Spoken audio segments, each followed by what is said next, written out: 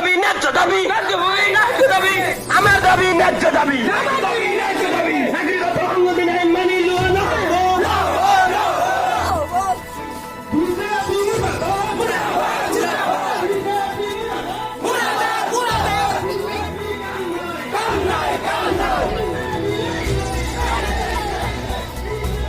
এক মিনিট নেই না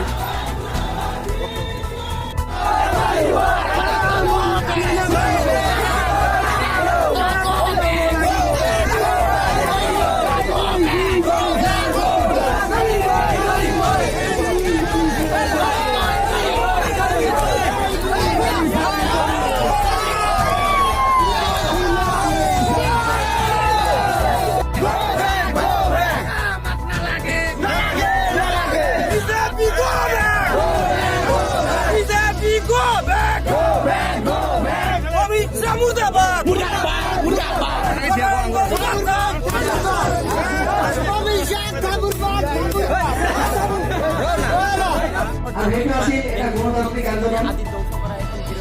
6 বছরের অন্তর সরকারে নতমিল করলে সরকার বাধ্য হল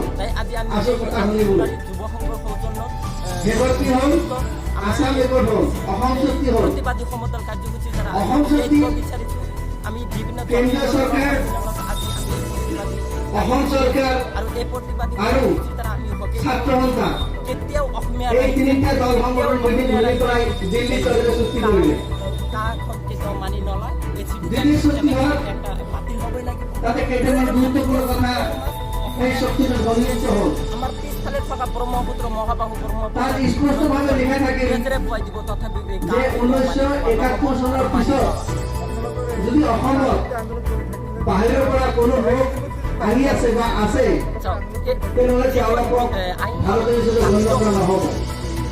চাহে মুছলমানেই হওক চাহে হিন্দুৱেই হওক তেওঁলোকক অসমৰ পৰা খেল কৰা হ'বই আৰু 1971 চনৰ আগৰ যিখিনি মানুহে বিদেশৰ পৰা আহিছিলে তেওঁলোকে এই ভাৰতৰে বাসিন্দা হ'ব লাগিব সেই অসম চুক্তিত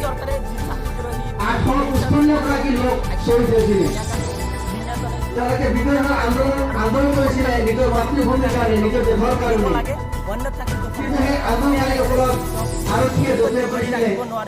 তেওঁলোকক বহুতকে গুলি মাৰিছিলে অত্যাচাৰ কৰি মাৰিছিলে 855 লোক সেই আন্দোলন নিহত হৈছিলে সেইটো এটা ঐতিহাসিক চুক্তি আছিলে